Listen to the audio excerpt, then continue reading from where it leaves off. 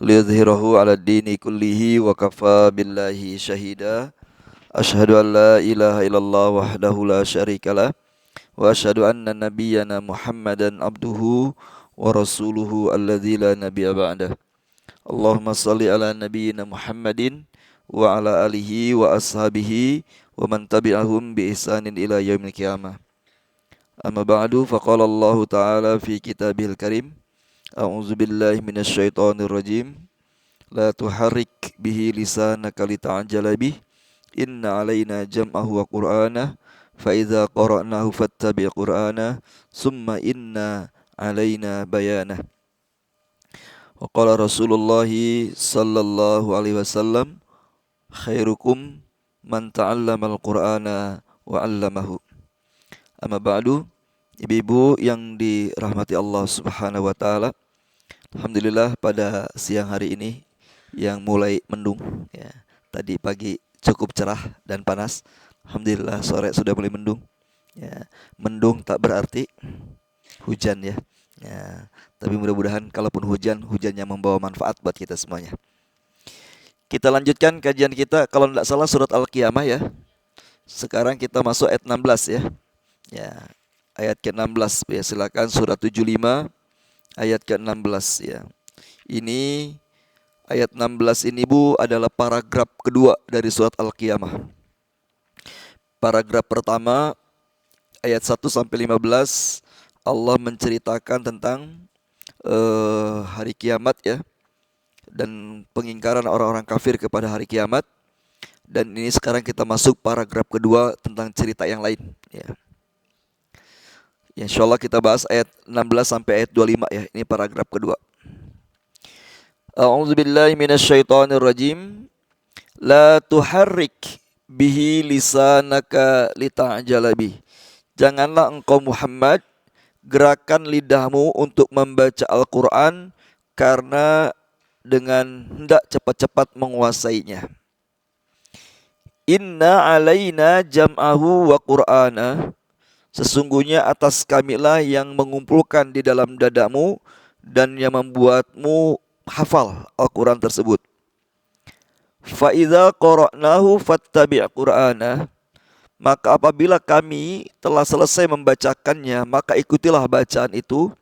Summa inna alaina bayanah. Kemudian sesungguhnya atas tanggungan kamilah penjelasannya. Baik ya, sampai 19 dulu Bu ya. Asbabun nuzul ayat ini Bu ya, itu Rasulullah SAW itu Bu, kalau malaikat Jibril membawa wahyu, itu malaikat Jibril membacakannya kepada Rasulullah. Namanya mentalkin. Ya, mentalkin ya. Jibril membaca, kemudian Nabi mengikutin. Ya, Jibril membaca, Nabi mengikutin. Tapi satu waktu ini Jibril belum selesai membaca wahyunya, Rasul sudah ngikutin ya. Jadi Jibril baru membacakan setengah paragraf ya. Belum selesai Jibril membacakan ya, ternyata Rasul sudah mulai ngikutin. Ya, itu langsung ditegur oleh Allah dengan ayat ini, la tuharrik bihi lisanaka lita'jala bih. Muhammad, jangan dulu engkau menggerakkan lisanmu untuk membaca ayat Quran itu karena engkau ingin segera menguasainya. Ibu-ibu rahimakumullah ya, ini menunjukkan bahwa ya, ini teguran Allah kepada Nabi. Jadi Nabi pun sebagai manusia mungkin berbuat salah sebagai manusia, tapi Nabi tidak mungkin berbuat dosa. Kalau berbuat salah sebagai manusia, hal yang wajar. Ya, beberapa kali dalam Al-Quran Rasul ditegur oleh Allah Subhanahu wa taala, berarti menunjukkan Nabi juga manusia biasa yang sangat mungkin salah ya. Kalau kita mungkin bukan hanya berbuat salah ya, kita mau berbuat dosa ya. Bukan hanya dosa kecil tapi juga dosa besar ya. Ibu pernah berbuat dosa besar? Ya, mungkin saja lah ya. Pernah ngegosip? Ya, itu kan dosa besar ya. Ibu-ibu ya, kenapa Rasulullah SAW itu ingin segera membaca Quran ya? Para ulama menjelaskan Bu, ada dua sebabnya ya. Jadi Jibril belum selesai membacakan wahyu, Rasul langsung mengikuti Bu ya, langsung mengikuti Bu ya. Ini Bu, kenapa Rasul segera membaca? Para ulama mengatakan Bu, ada dua alasannya ya. Ada dua alasannya Bu. Alasan yang pertama Rasul adalah takut keburu lupa ya. Takut gak hafal Bu Nabi, takut gak hafal Nabi ikutin. Jadi Jibril belum selesai, Nabi sudah membaca. Ya, Jibril selesai Nabi membaca. Kenapa? Karena Nabi takut lupa ya, takut lupa ya. Karena Bu, kalau ibu talaki sama orang, itu mungkin saja kan ibu misalkan anak ibu supaya menghafal, ibu bacakan berkali-kali kan ya. Ya, satu ayat ulang berkali-kali Bu. Nah, kalau Jibril Bu cukup sekali, nggak pernah dua kali. Ya, jadi Jibril membaca sekali saja, langsung pergi Jibril itu. Nah, Nabi karena dibacakan cuma satu kali, tidak ada pengulangan dua kali Bu, itu Nabi takut gak hafal, kemudian Nabi langsung membacanya. Padahal Jibril belum selesai membacakan. Ini makna pertama kenapa Nabi menggerakkan lisannya untuk segera membaca, karena Nabi takut keburu lupa. Ya, padahal Nabi sudah digaransikan sama Allah punya sifat fatonah ya. Fatonternya sangat cerdas ya. Karena Nabi kan nggak bisa baca tulis ya. Ya kalau Nabi bisa baca tulis sih mungkin Nabi tulis dulu kan. Nabi tulis nanti baru dihafalkan ya. Nabi juga tidak bisa membaca. Kalaupun ditulis oleh sahabat, Nabi tidak bisa membacanya. Maka Nabi mengandalkan hafalan ya. Nabi mengandalkan hafalan Bu ya.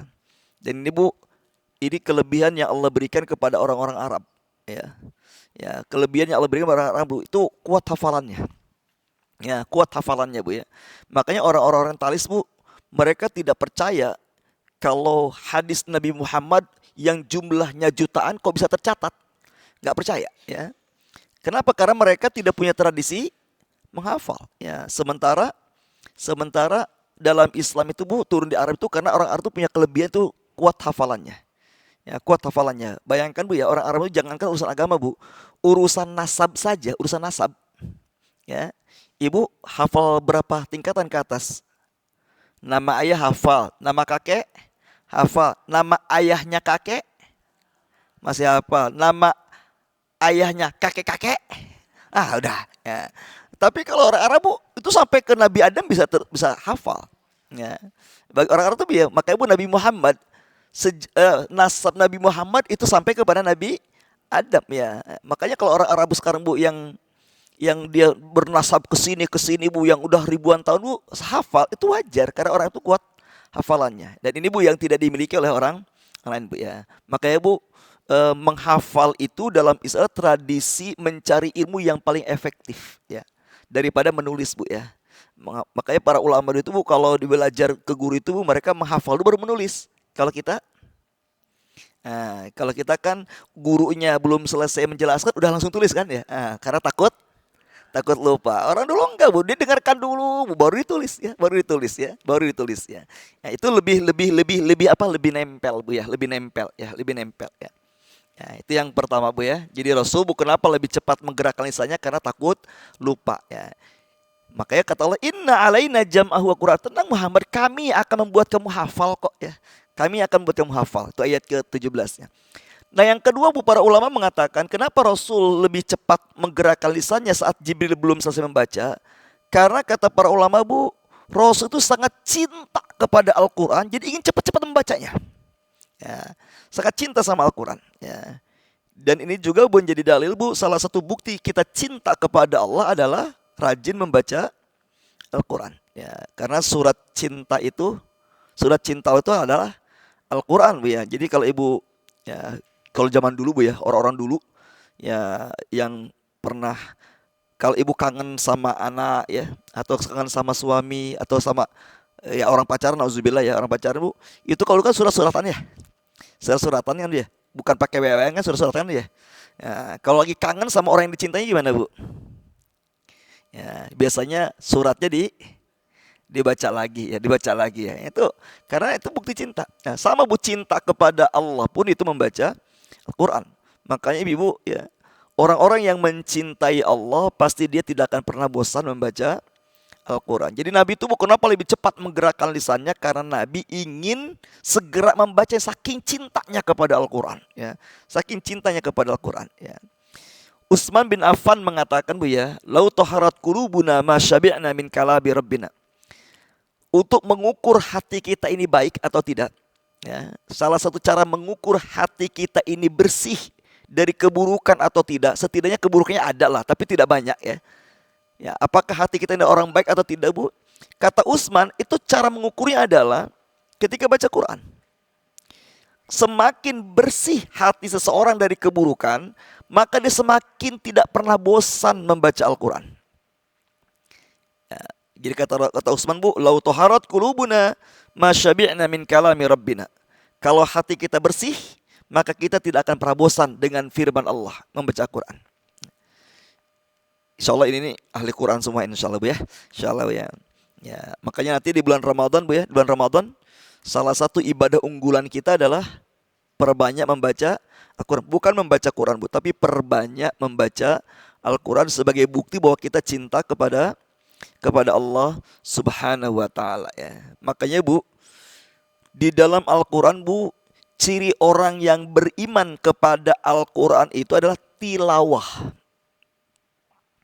Ya, coba Ibu lihat nanti di Al-Quran, Bu, dalam surat ke-2 ya ayat 121 ya. Surat kedua Al-Baqarah ayat 121. Bahwa bukti bahwa kita beriman kepada Al-Quran adalah tilawah. Ya, salah satu bukti beriman kepada Al-Quran adalah tilawah. Dan benar-benar tilawah. Apa artinya tilawah, Bu? Tilawah itu, Bu, arti sebenarnya adalah menyusul. Ya, dari kata-kata tala yatlu wal qamari idza talaha. Apabila bulan menyusul cahaya matahari. Matahari tenggelam disusul dengan cahaya bulan di malam hari. Itu namanya tala yatlu, tilawah. Jadi tilawah itu, Bu, artinya menyusul. Kenapa jadi artinya jadi tilawah Quran, Bu ya? Maksudnya, Bu, kenapa Allah katakan bukti iman kepada Quran itu tilawah, menyusul? Maksudnya adalah, Bu, bacaan kemarin disusul dengan bacaan hari ini. Bacaan hari ini disusul dengan bacaan besok. Ya, itu maksudnya, Bu, setiap hari membaca Al-Quran. Ya, setiap hari membaca Al-Quran. Jadi kalau baca Qurannya seminggu sekali, nah itu, Bu, masih diragukan imannya kepada Al-Quran. Ya, jangankan mentadaburi, setingkat membaca aja masih malas. Itu berarti menunjukkan, Bu, iman kepada Qurannya masih bermasalah. Ya. Coba Ibu lihat dalam ayat yang lain, Bu, surat ketiga ayat 113 dan 114. Surat ketiga Ali Imran ayat 113 dan 114. Ayat ini, Bu, sedang menjelaskan ciri-ciri orang soleh. Ya, ayat ini sedang menjelaskan ciri-ciri orang soleh.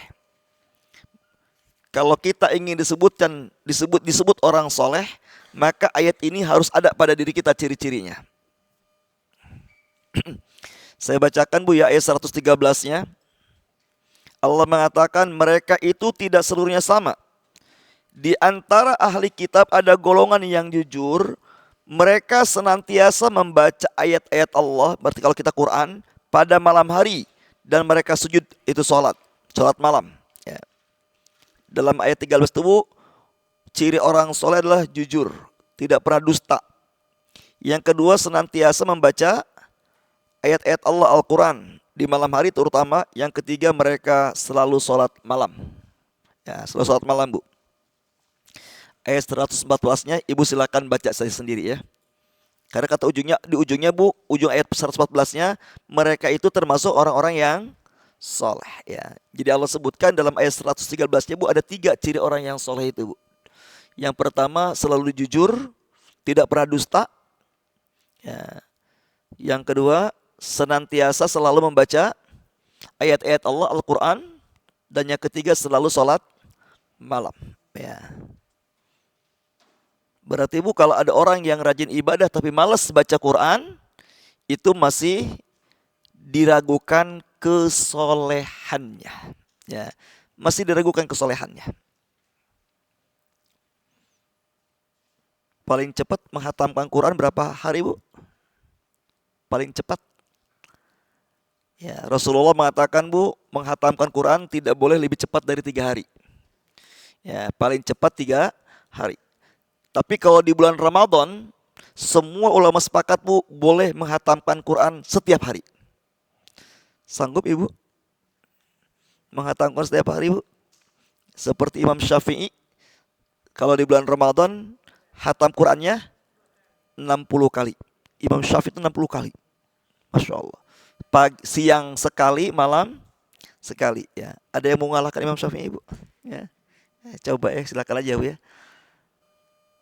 Dan Bu, Imam Malik, gurunya Imam Syafi'i Bu, kalau di bulan Ramadan Bu, dia meliburkan majelis ilmunya. Fokus beliau memperbanyak membaca Al-Quran. Ya, fokus memperbanyak baca Al-Quran. Nanti di sini Ramadan libur taklimnya tetap jalan. Alhamdulillah ya. Ya mudah-mudahan taklim jalan, baca Quran juga jalan ya. Ini taklimnya diliburkan karena fokus Ramadan. Ngaji enggak, baca Quran juga enggak ya. Jadi gitu ya. Jadi Bu, Nabi itu sangat cinta kepada Al-Quran. Dan Rasul mengatakan Bu ya, salah satu ciri orang yang lalai ya.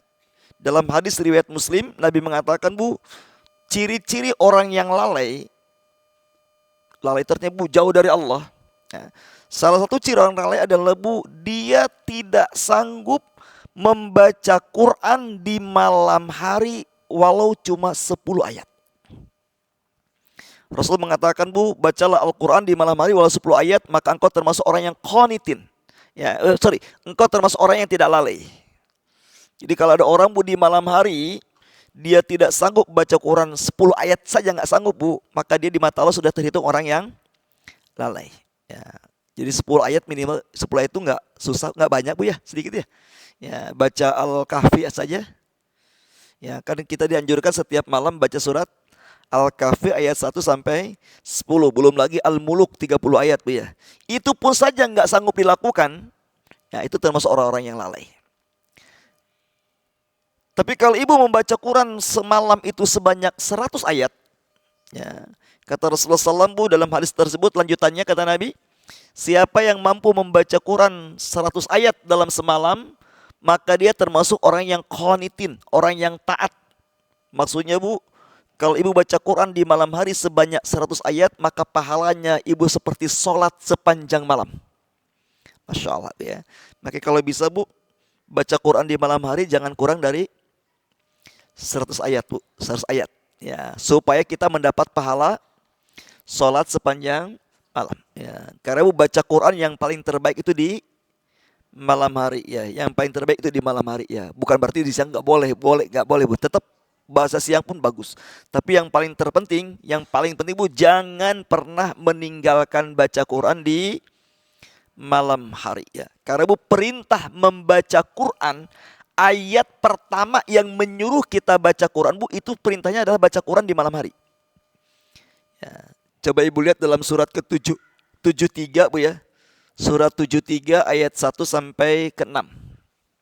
Surat Al-Muzammil ya. Ini Bu, perintah ibadah yang pertama kali Allah wajibkan kepada Rasulullah SAW. Sebelum ada ibadah yang lain, inilah 2 ibadah yang pertama diwajibkan kepada Rasulullah.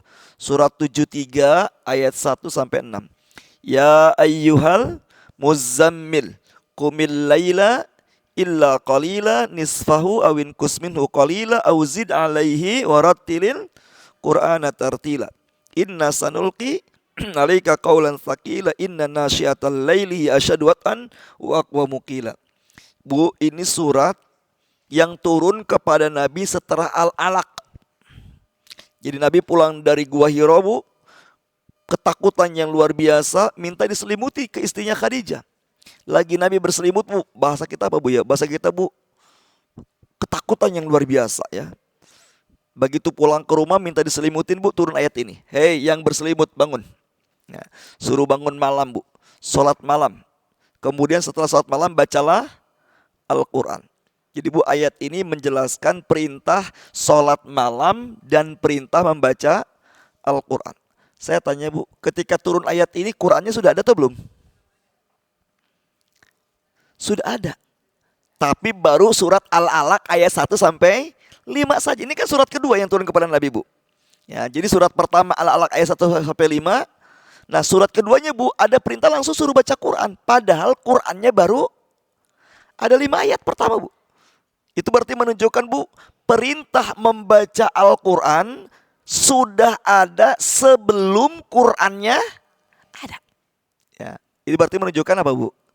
Menunjukkan saking pentingnya membaca Al-Quran. Ya, saking pentingnya membaca Al-Quran. Yang menarik, Ibu lihat ayat ke-6-nya tuh, Bu. Ayat ke-6-nya, Bu. Allah katakan, inna nasyi'atal laili hiya asyaddu wat'an wa aqwamu qila. Sesungguhnya bangun malam untuk salat malam dan membaca Quran di malam hari, Bu, itu akan menguatkan jiwa. Nah, ini bahasa kita, Bu, yang gampang stres, yang gampang resah dan gelisah, ya, yang gampang panik, yang sering banyak kecewa, yang banyak putus asa, ya, yang hatinya lemah menghadapi masalah, Bu, solusinya Allah katakan, biasakan bangun malam untuk sholat malam dan biasakan baca Quran di malam hari. Ini obat, ya. Ya, daripada Ibu susah tidur setiap malam, Bu, harus minum. Kan ada orang, ya, ada orang yang tidur itu harus minum obat, Bu, ya, karena dia selalu panik, selalu gelisah, Bu, ya. Allah katakan obatnya cuma 2 di ayat ini, Bu. Sholat malam dan biasakan baca Quran di malam hari, ya, di malam hari. Ya, pesan saya, Bu, kalau bisa baca Quran itu jangan sampai dalam semalam kurang dari 10 ayat. Syukur-syukur 100 ayat. Bu, baca Quran sehari yang paling ideal berapa sih, Bu? Berapa juz, berapa ayat? Idealnya baca Quran tuh idealnya kan minimal 10 ayat. Normalnya 100 ayat, ya. Jadi baca Quran itu, Bu, minimalnya 10 ayat setiap malam. Itu minimalnya. Normalnya 100 ayat, Bu. Idealnya berapa, Bu? Berapa idealnya baca Quran, Bu?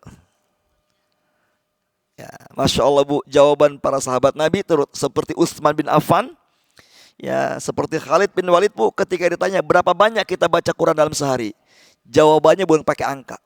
Kata Utsman, ketika ditanya berapa banyak kita idealnya baca Quran dalam sehari, sebanyak kebahagiaan hidup yang kita inginkan.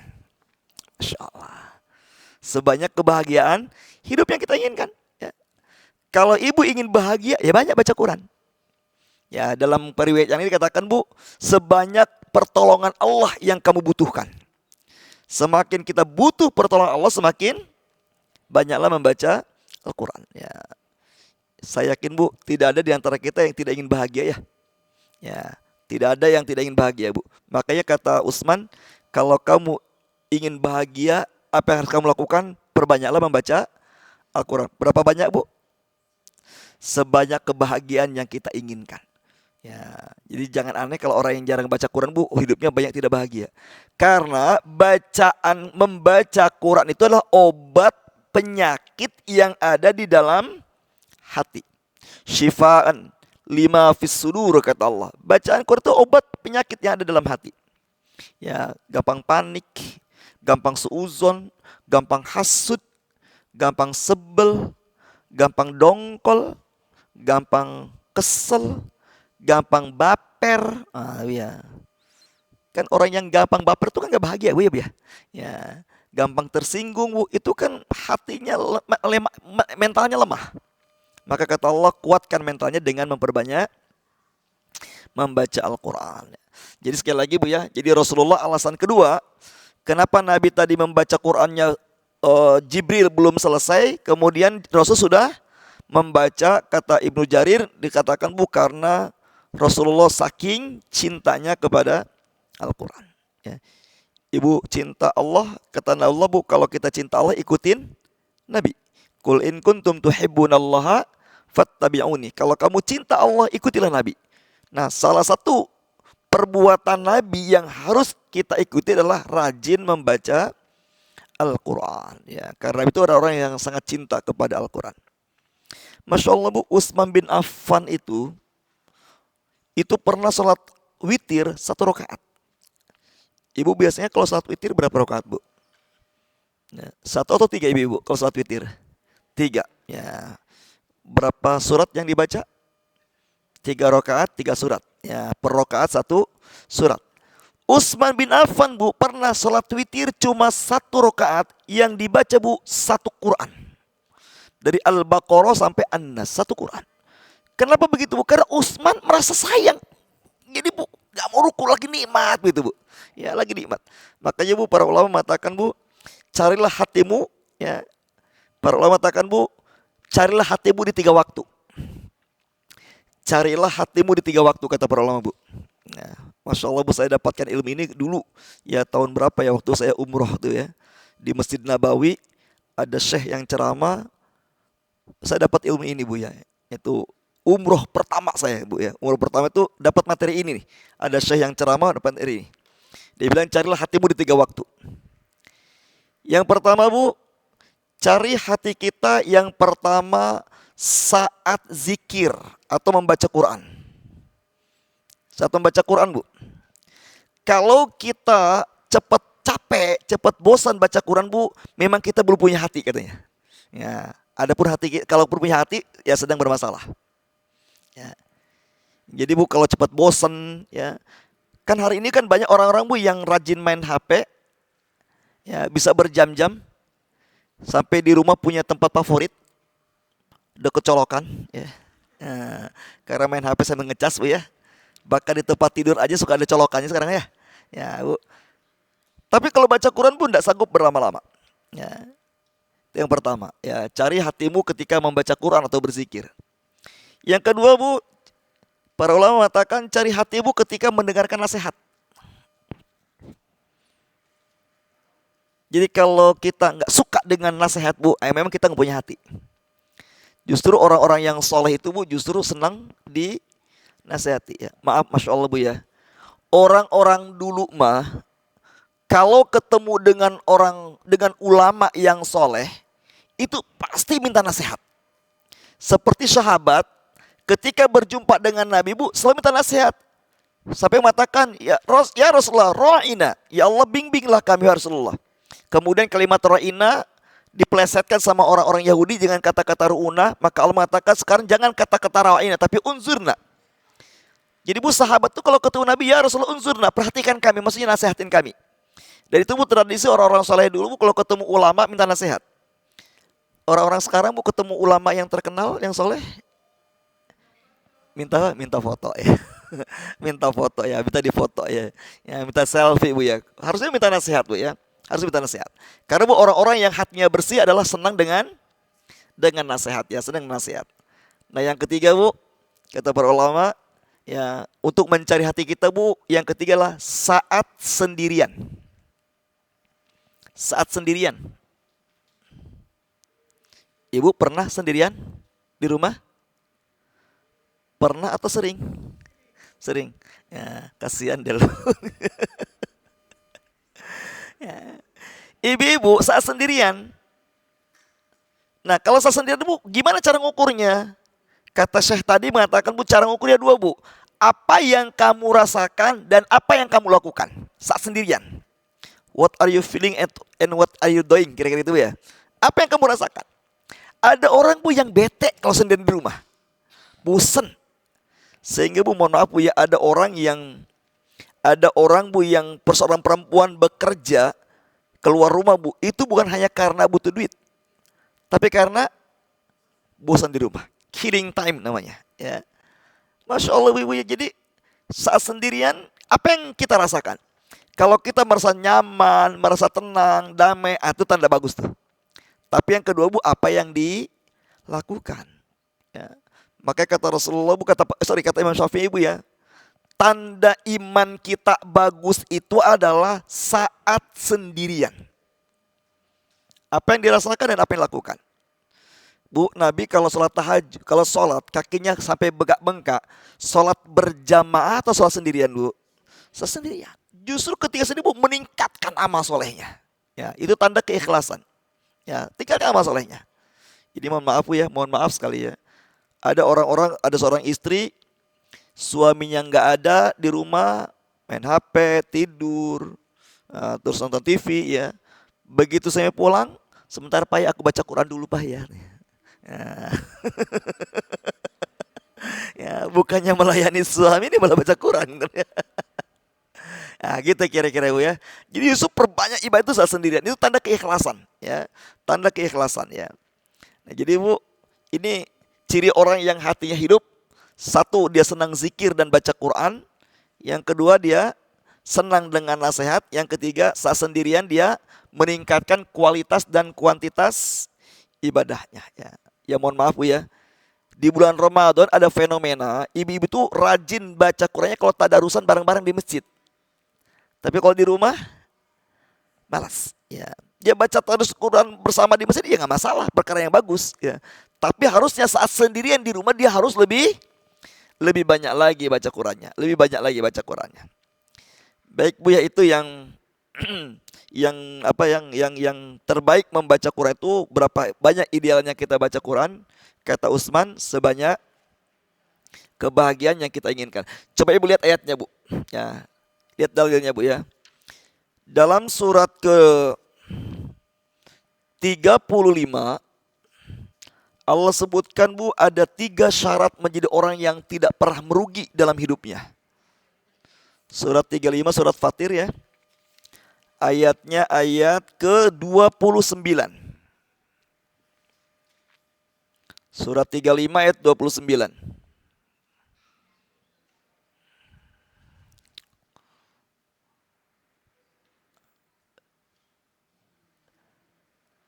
Ayat ini menjelaskan Bu, adalah orang-orang yang dijamin tidak akan pernah merugi dalam hidupnya.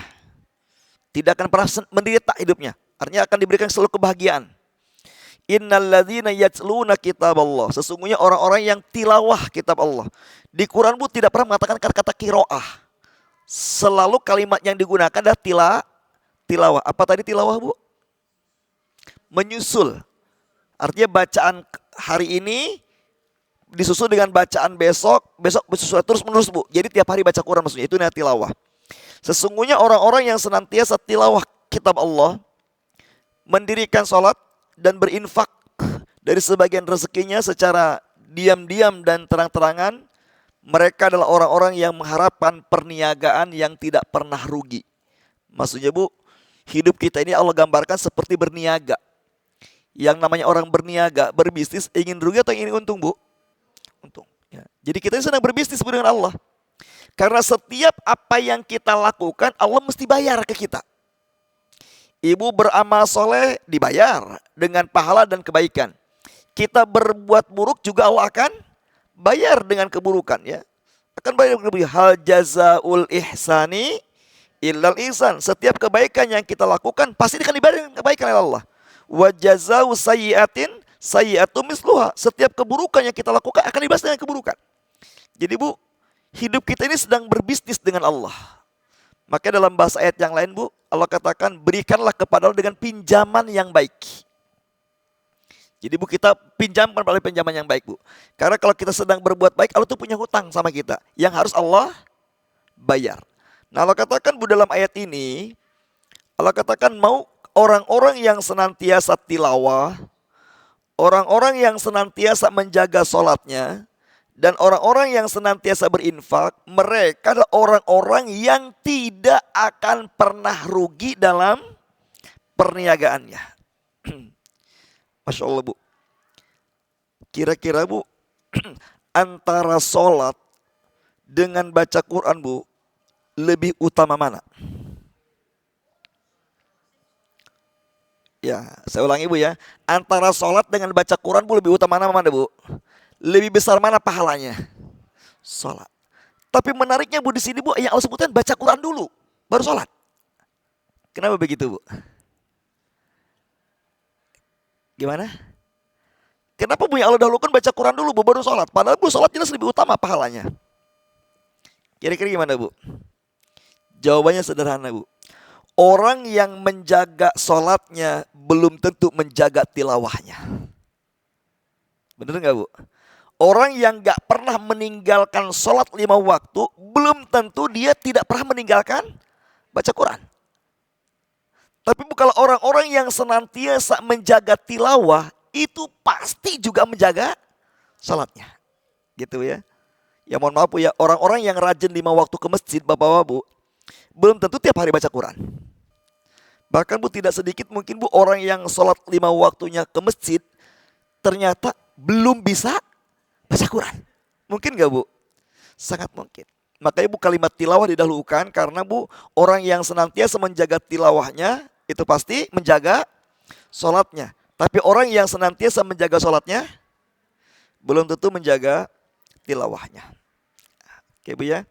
Itu kira-kira Bu. Ibu-ibu, bagaimana cara baca Quran yang paling dicintai Allah? Cara membaca Quran yang paling dicintai Allah.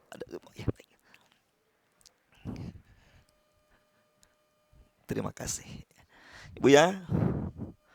Kata Nabi Bu, bacaan Al-Quran yang paling dicintai Allah. Bacaan Quran yang paling dicintai Allah Bu namanya Al-Halu wal Murtahalu. Al-Halu wal Murtahalu, ya. Ya. Al-Hal wal Murtahal, ya. Ini bacaan Quran yang paling dicintai Allah Bu. Ya Ibu, setiap baca Quran pasti Allah cinta sama kita insya Allah. Tapi di antara bacaan Quran yang paling dicintai Allah adalah Al-Halu wal Murtahal.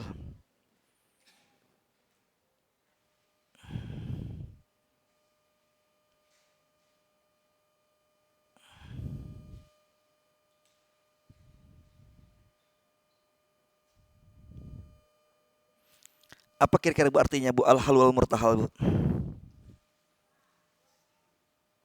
Al-Halu wal Murtahal. Sebentar Bu ya, saya lihat dulu hadisnya.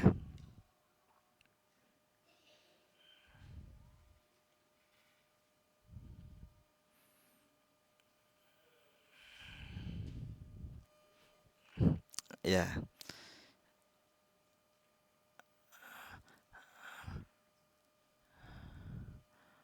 Hadis riwayat Ad-Darimi Bu ya. Hadis riwayat Ad-Darimi nomor 3519, ya. Hadis riwayat Ad-Darimi nomor 3519.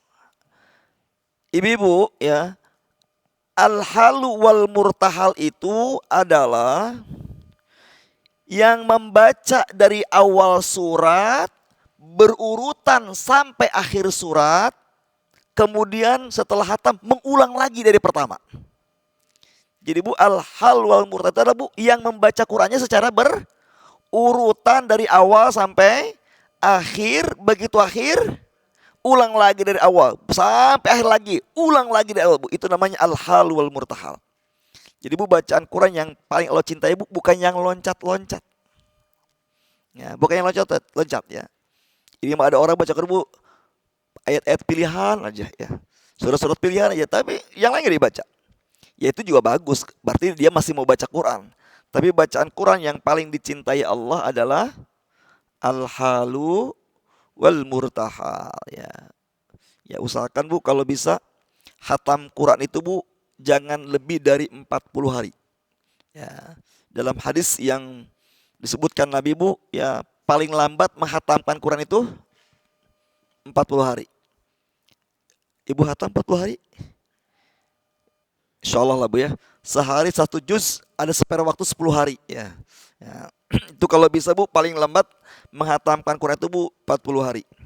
Tapi kalau Ramadan boleh hatam Quran setiap hari. Di luar Ramadan kata Nabi Bu jangan menghatamkan Quran lebih cepat dari 3 hari. Karena kata Nabi Bu siapa yang menghatamkan Quran kurang dari 3 hari Bu itu pasti bacanya ngaco.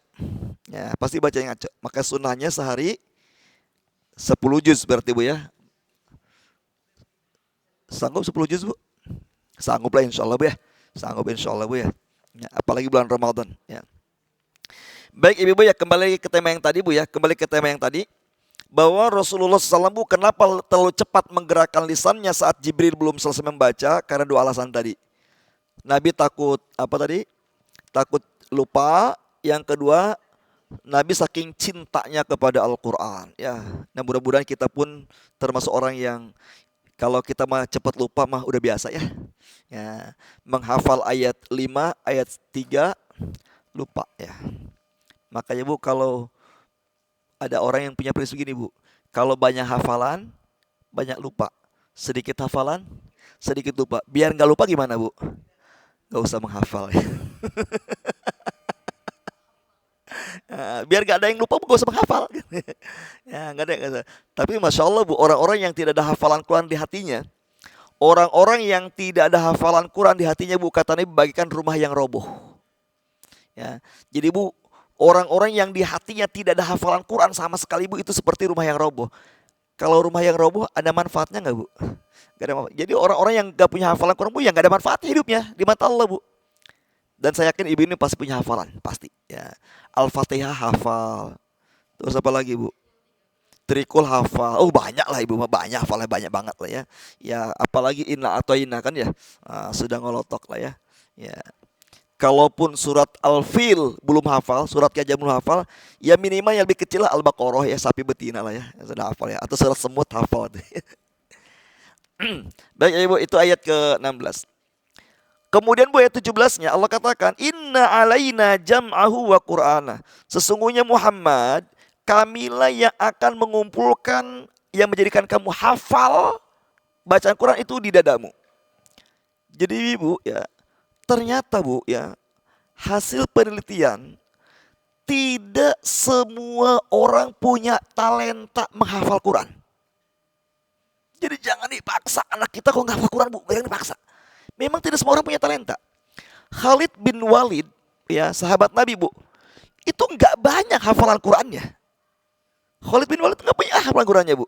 Kenapa begitu Bu? Karena Khalid Bu, orang talentanya dia mimpin perang. Kalau perang Bu, dahsyat Khalid bin Walid itu Bu ya.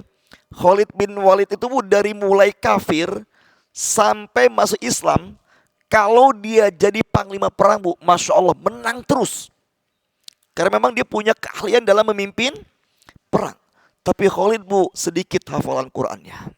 Sedikit hafalan Qurannya. Ya, mohon maaf Bu ya Bu ya. Saya dulu punya tetangga, itu setiap hari anaknya Bu dipaksa menghafal Quran sama bapaknya. Sampai dimarah-marahin Bu ya. Sepertinya Bu, anak itu Bu nggak punya talenta. Nggak punya talenta Bu. Ya nggak punya talenta Bu. Memang Allah katakan Bu, hafal Quran itu adalah anugerah dari Allah. Ya, anugerah Allah. Mungkin ibu-ibu mungkin talentanya bukan hafal Quran. Oh Ustaz, saya mah hobinya, saya mah senangnya puasa sunnah. Masya Allah Ustaz, kalau udah puasa Ustaz saya menikmat. Ya, kalau bisa pengen lebih dari Daud. Ya, ya, kalau bisa pengen lebih dari Daud. Ya, mungkin ada orang begitu Bu. Tapi kalau hafalan Quran Bu, aduh, agak berat. Ada orang mungkin Bu punya kelebihannya Bu, dia bangun malam. Tidur malam jam berapapun, walaupun tidur tengah malam, Allah mudahkan aja bangun malam Bu. Allah mudahkan bangun malam. Nah itu Bu, masing-masing orang punya talenta masing-masing ya. Jadi Bu, menghafal Quran itu Bu, tidak semua orang punya kemampuan yang baik dalam menghafal Quran ya. Makanya saya baru tadi pagi tuh Bu. Sorry, baru tadi kemarin baca Bu ya. Jadi ada seorang ustadz psikolog ya, dia mengatakan ternyata tidak semua anak punya kemampuan menghafal Quran semua, enggak. Ya. Saya melihat Bu ayat ini. Nabi saja Bu hafal Quran itu bukan karena di kemampuan menghafal, tapi karena rahmat Allah Subhanahu wa taala ya, karena rahmat Allah Subhanahu wa taala ya. Gitu kira. Maka Ibu ya, setiap kebaikan yang kita dapatkan Bu tidak boleh dinisbatkan kepada diri kita. Ya. Ya, Ibu sehat? Iya dong, aku kan pola makannya bagus ya. Itu bagian dari kalimat kesombongan. Ya. Rezeki anak soleh itu kalimat kesombongan. Ya. Ya, itu nggak boleh Bu ya. Jadi Ibu tidak boleh setiap kebaikan dinisbatkan kepada ikhtiar kita. Semuanya harus disandarkan kepada Allah Subhanahu wa taala Bu. Ya. Subhanallah Bu, Korun itu Al-Quran menggambarkan Bu bahwa Korun masuk nerakanya nggak dihisap. Kalau kita kan mudah-mudahan insya Allah Bu masuk surga tanpa hisap. Ini Korun masuk neraka nggak dihisap Bu. Jadi saking nggak punya pahala kebaikan, ya ada cuma dosa, udah masuk neraka, nggak ada lagi dosa. Ya bahasa kita begitu Bu ya. Kenapa begitu Bu? Kan ada orang yang masuk surga tanpa hisap, ada orang yang masuk neraka tanpa hisap. Nah Korun Bu termasuk orang yang masuk neraka tanpa hisap. Ya, kenapa begitu Bu? Karena Korun di antara dosa yang membuat dia masuk nerakanya tanpa ditanya, kata Allah bu, karena Qarun selalu menyandarkan kekayaannya kepada kehebatan dirinya dan berbisnis, tidak menyandarkan kepada Allah. Coba ibu lihat dalam surat ke-28 ayat 78. Ya, surat 28 surat Al-Qasas. Ayat 78.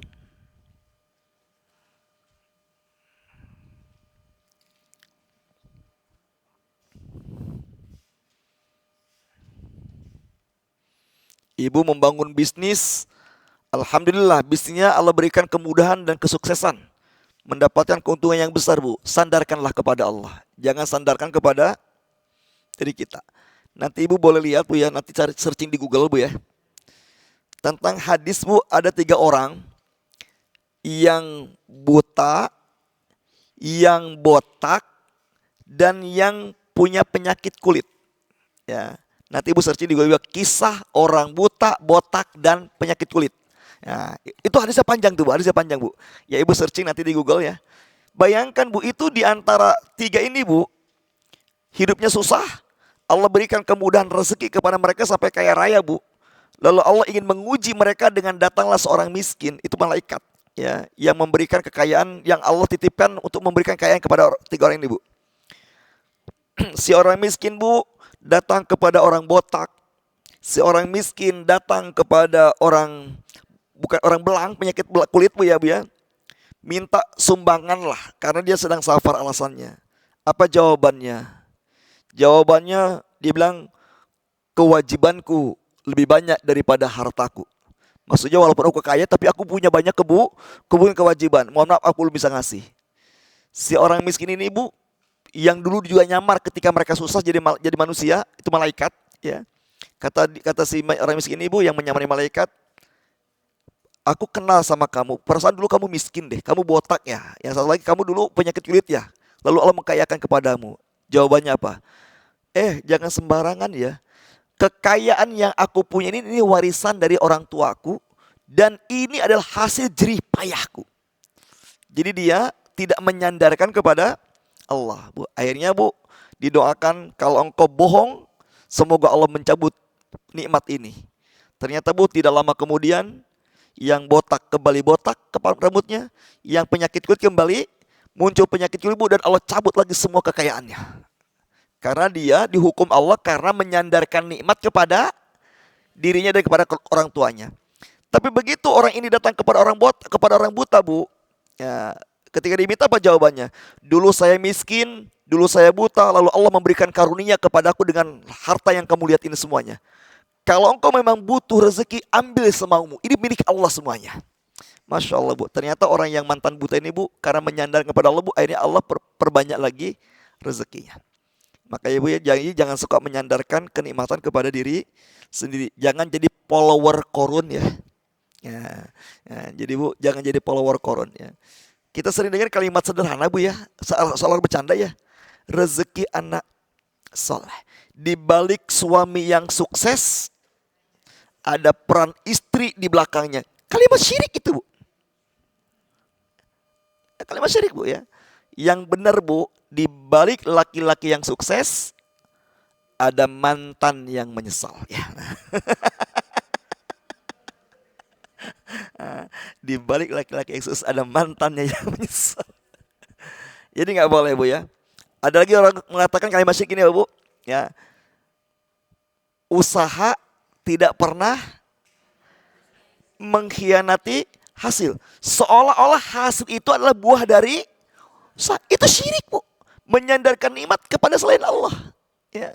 Ini kalimat dianggap kalimat apa bu? Kalimat biasa bu. Tapi itu kalau kita lihat dari segi akidah, itu kalimat syirik ya. Menyandarkan kepada selain Allah ya. Maka sekali lagi bu ya, ayat 17 itu bu, hikmahnya buat kita adalah bu, bahwa kata Allah, Muhammad jangan kamu gerakan lidahmu cepat-cepat, karena kami akan bikin kamu hafal ya.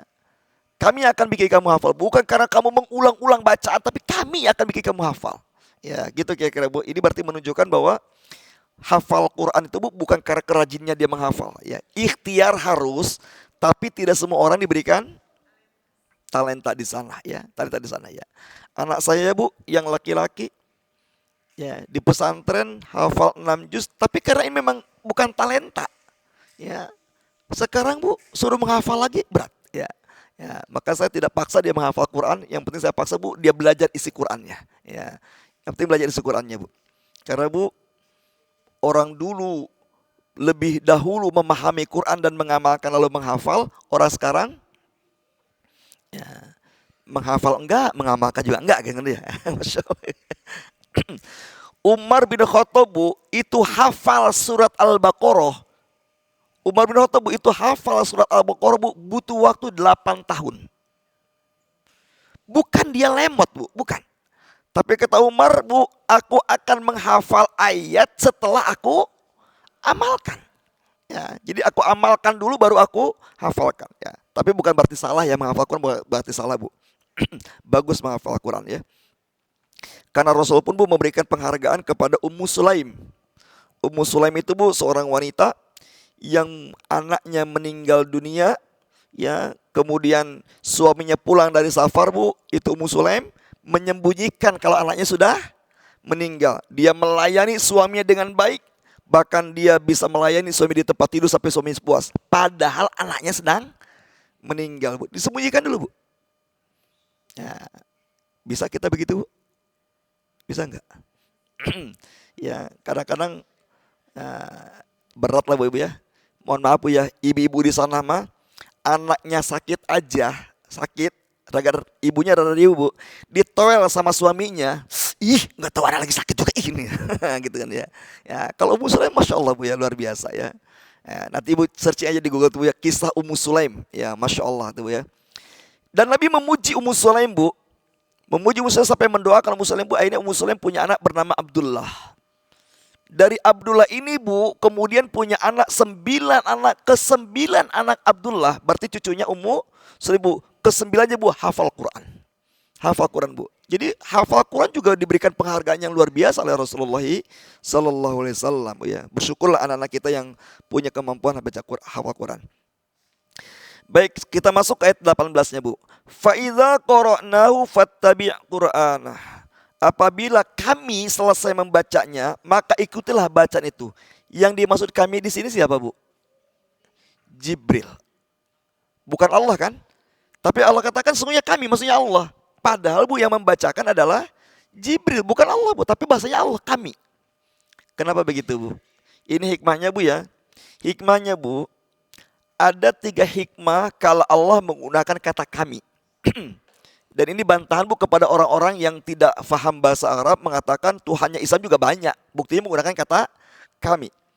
Yang menarik Bu, Abu Jahal, Abu Lahab, orang Arab Bu, ketika turun ayat-ayat tentang Allah menggunakan kata kami, mereka nggak pernah protes. Mereka faham bahwa itu maksudnya Allah, tapi menggunakan kata kami. Ibu ada 3 hikmah Bu ya, ada 3 makna kata kami yang Allah gunakan untuk dirinya. Yang pertama Bu adalah sebagai pengagungan kepada Allah sendiri. Mengagungkan diri sendiri. Sebagai pengagungan Bu. Jadi Allah mengagungkan diri dengan kata-kata kami. Bentuk untuk seorang tapi menggunakan jamak kan Ibu ya. Dan sekarang banyak juga gitu Bu ya. Ya kami seperti gini Bu. Pernah dengar kata-kata antum? Antum? Apa artinya antum Bu? Antum itu kalian, banyak. Tapi Bu kalau ada orang-orang yang ngerti bahasa Arab suka ngomong gini. Ustadz Rofi, antum kapan datang? Antum itu artinya kalian. Tapi orang itu ngomong cuma ke saya doang.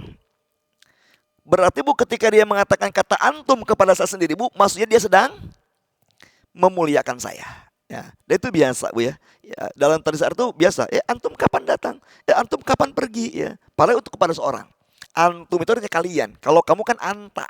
Ya, anta Bu. Itu maksudnya memuliakan. Jadi Allah juga menggunakan kata kami, maksudnya Allah sedang memuliakan dirinya. Itu yang pertama Bu. Yang kedua Bu, kenapa Allah menggunakan kata kami paling malaikat? Ini maksudnya Bu, Allah yang sedang mengatakan bahwa malaikat adalah anak buahnya Allah ya, atas instruksi Allah.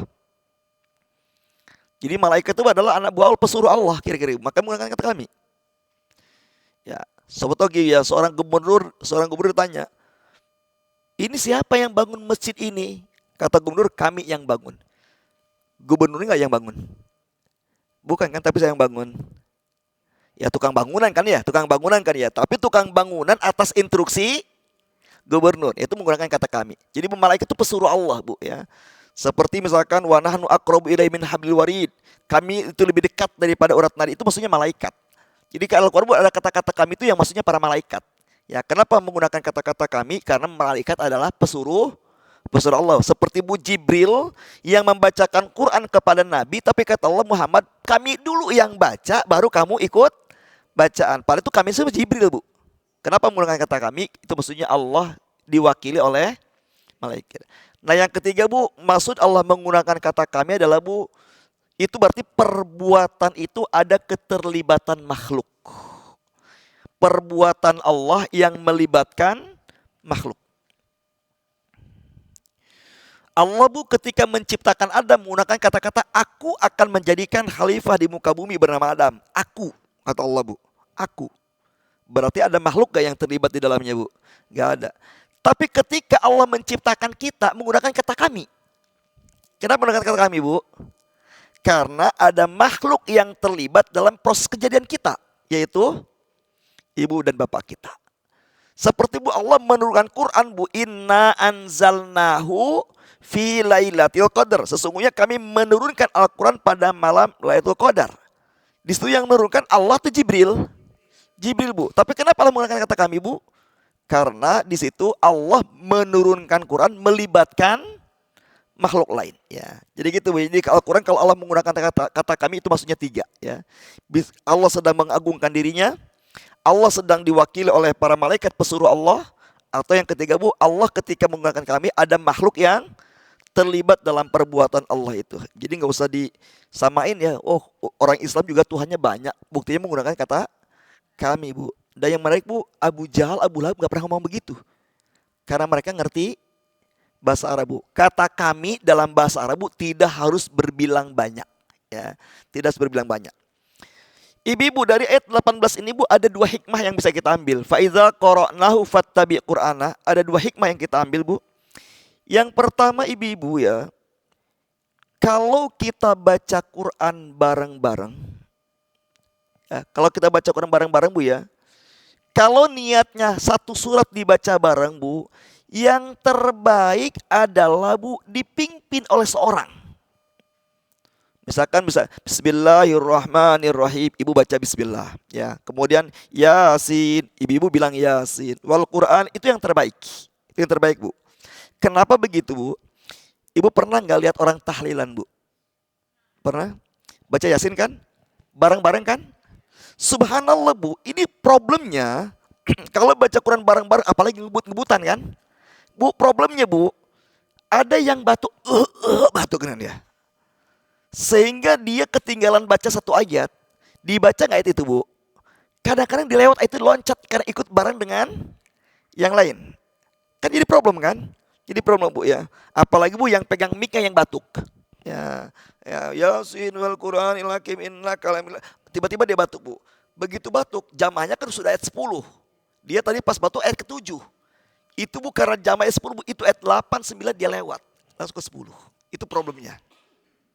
Maka ibu-ibu, yang terbaik kalau baca Quran bareng-bareng itu ada yang memimpin seorang baru diikutin oleh jamaah. Kalaupun tidak ada yang memimpin, Bu, bacanya tartil. Kayak ibu-ibu tadi lah, ya, tartil. Gak balap-balapan. Supaya tidak ada yang saling tertinggal. Yasin, ambil nafas, wal Qur'anil hakim. Sehingga, Bu, gak ada yang tertinggal. Ya, maka, Bu, ayat ini mengatakan Jibril dulu yang baca, baru Nabi mengikutin, Bu. Jadi Jibril dengan Nabi ditegur oleh Allah, Rasulullah, karena berbarengan dengan bacaan Jibril. Yang kedua, Bu, hikmah ayat ini adalah, ya, kata Syekh As-Sa'di, Bu, ya, adalah, Bu, salah satu adab belajar adalah tidak bertanya dulu kepada guru sampai guru selesai menjelaskan. Ya, jadi jangan motong. Kan ini kan Nabi mau motong Jibril kan? Nabi Jibril sedang baca dipotong sama Nabi, Bu, ya. Maka Nabi ditegur oleh Allah. Ya, ini kata Imam As-Sa'di, Bu, salah satu adabnya adalah jangan bertanya dulu kepada guru ketika guru sedang menjelaskan. Karena bisa jadi pertanyaan yang akan ibu ajukan akan terjawab di penjelasan guru itu di akhir. Ya, guru terakhir Bu. Ya, jadi sabarlah Bu ya. Jangan ibu Ustadz nanya. Ustadz baru menjelaskan 2 kata, nanya gitu Bu ya. Ini jangan-jangan jawaban ibu itu dari pertanyaan ibu akan dijelaskan juga gitu di pertengahan atau di ujung pembahasan ya. Ya gitu kira-kira Bu ya. Ya, tapi yang problem lagi gini Bu ya, begitu waktu bertanya nggak ada yang bertanya juga ya. Ya ada yang bertanya juga ya. Mungkin sudah sangat paham semuanya insya Allah ya. Yang ke ayat ke-89 saya Bu, summa inna alaina bayana. Kemudian kami yang akan menjelaskan maknanya. Ibu-ibu ya. Jadi memahami Quran, Nabi memahami isi Quran karena Allah yang menjelaskan maksud isi Quran itu. Kemudian Nabi jelaskan kepada para sahabat.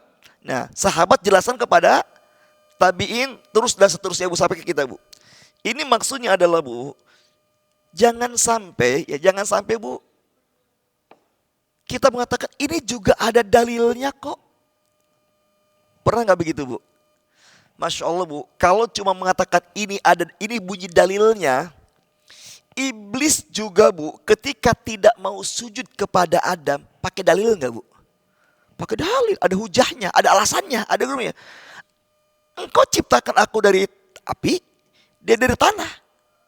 Aku ini lebih dulu ciptakan, harus Adam dong sujud kepada aku. Jadi Bu, kalau cuma sekedar pakai dalil Bu, semua orang bisa berdalil. Semua orang bisa berdalil Bu. Orang liberal mengatakan semua agama sama, Hindu, Buddha, Kristen, Katolik Bu, semuanya sama, masuk surga. Pakai dalil enggak Bu?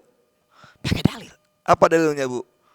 Dalilnya Quran, surat Al-Baqarah ayat 62. Bayangkan, ini dalil yang dipakai orang-orang liberal bahwa semua agama sama benar. Ini Bu, surat 6, surat 2 ayat 62. Jadi apakah Bu kalau ada orang yang menyampaikan dalil wajib kita terima? Ibu-ibu, dalilnya bisa sama tapi belum tentu boleh kita terima Bu. Kenapa Bu? Yang kita terima adalah dalil yang pemahamannya sesuai dengan pemahaman ulama salaf. Ibu ya. Jadi dalil yang diterima Bu adalah dalil yang kita terima adalah yang pemahamannya sesuai dengan pemahaman ulama salaf. Ulama salaf itu 3 Bu ya. Sahabat, terus apa lagi Bu? Tabi'in dan tabi'in. Ini 3 generasi yang dijamin surga oleh Rasulullah SAW Bu. Sahabat Nabi, tabi'in, siapa sahabat Bu?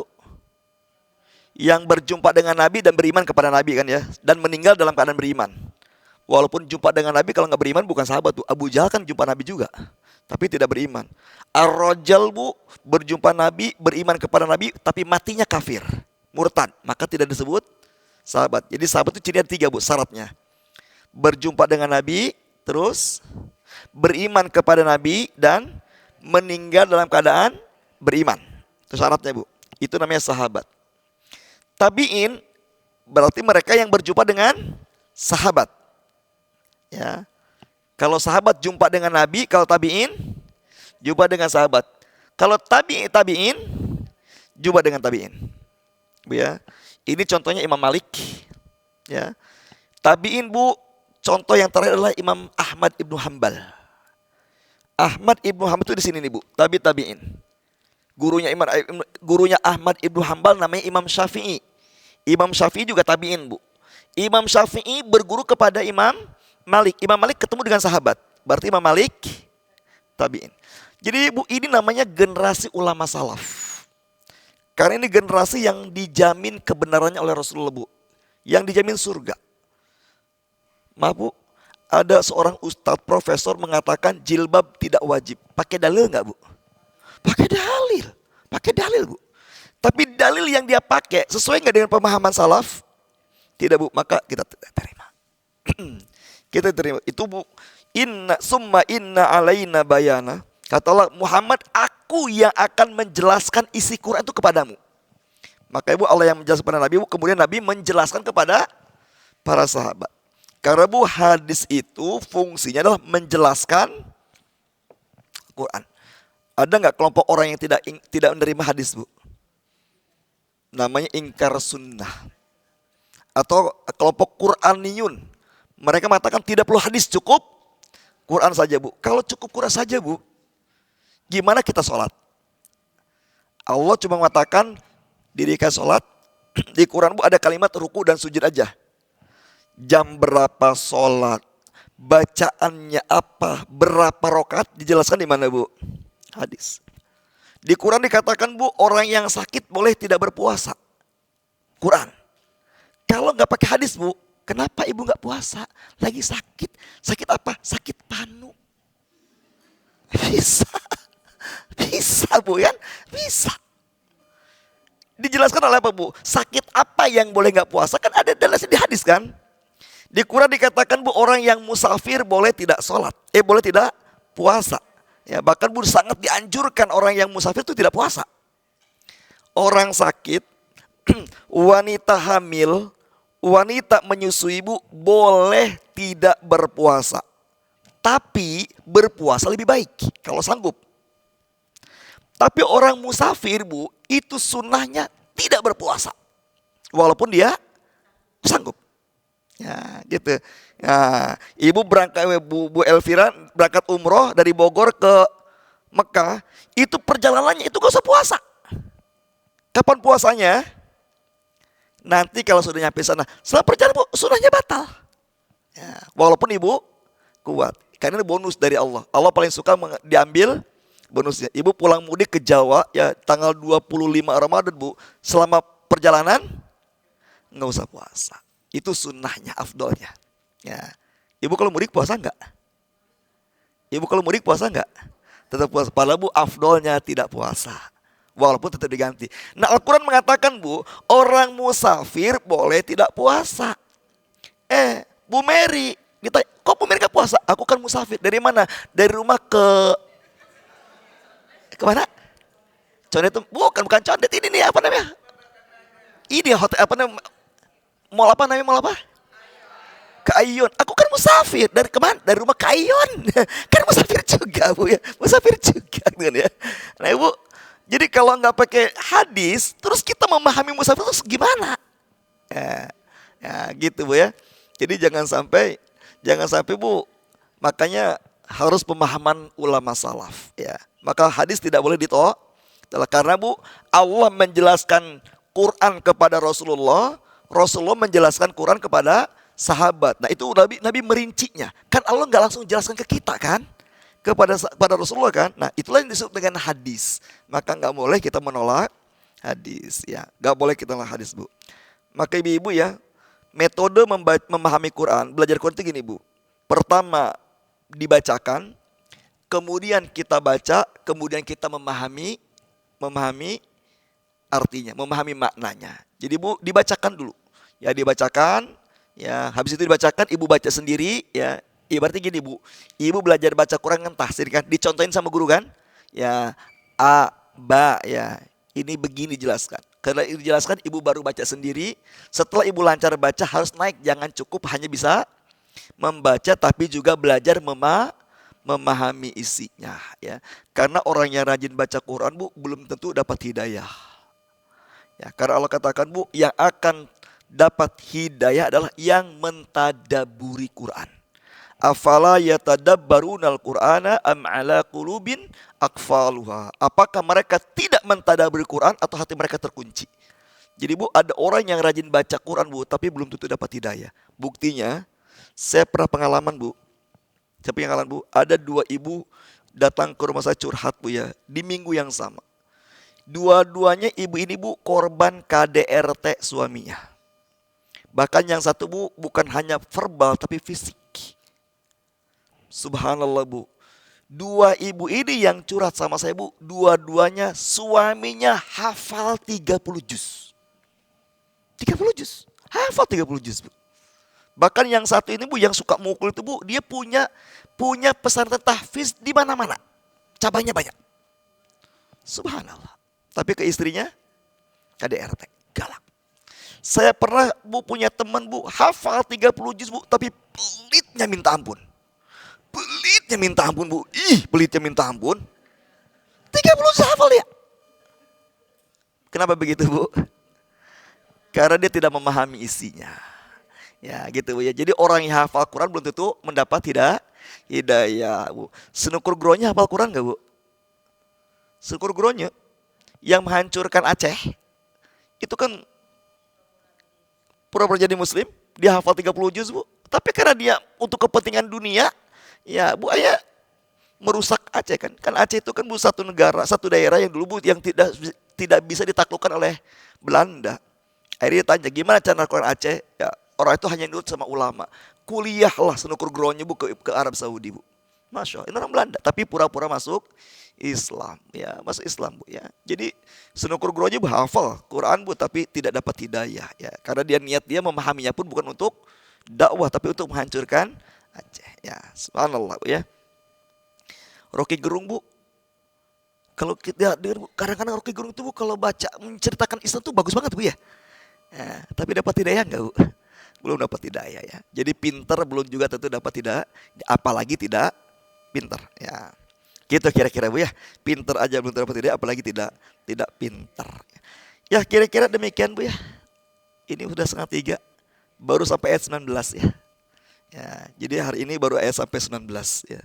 Ternyata nggak sampai selesai satu paragraf ya. Mohon maaf karena waktunya tidak cukup ya. Yang penting Ibu, pesan saya, kalau ingin dapat gelar soleh di mata Allah, kuncinya apa tadi Bu? Selalu jujur, selalu baca Quran di malam hari, dan tidak pernah tinggal sholat malam. Ya, walaupun cuma sholat witir 1 rakaat. Ya. Ustadz saya mah sholat malamnya cuma baru sanggup witir, gak apa-apa. Ya. Karena sholat witir juga bagian dari sholat malam. Seperti Rasulullah berpesan kepada Abu Hurairah ketika Abu Hurairah belum bisa bangun tahajud karena dia waktunya habis untuk nulis hadis. Ya. Jadi waktu Bu, Abu Hurairah itu dulu awal Islam Bu, dia 24 hari-harinya bersama Nabi. Bersama Nabi Bu, kemudian malam harinya selepasnya Bu dia tulis tuh apa yang dia dapatkan dari Nabi. Ngomong Nabi, perbuatan ditulis sama dia tuh. Itulah jadi hadis. Itu waktunya sampai tengah malam. Sampai Abu Hurairah tidak sanggup untuk bangun malam karena waktunya habis untuk nulis hadis Bu. Ya, lapor kepada Rasulullah Bu, kata Rasulullah yang penting kamu jangan tinggalkan sholat witir. Kalau gak bisa bangun malam, sholat witirlah sebelum tidur. Ya, jadi Ibu sholat witir itu bagian dari sudah sholat malam. Ya. Demikian wallahu a'lam bishawab. Hadanallahu wa iyyakum ajmain. Semoga kita menjadi orang-orang yang sangat mencintai Al-Quran. Karena cinta Al-Quran pasti sama dengan cinta kepada Allah Subhanahu wa taala. Mohon maaf atas segala kekurangannya. Subhanakallahumma bihamdika asyhadu an la ilaha illa anta astaghfiruka wa atubu ilaik. Wassalamualaikum warahmatullahi wabarakatuh.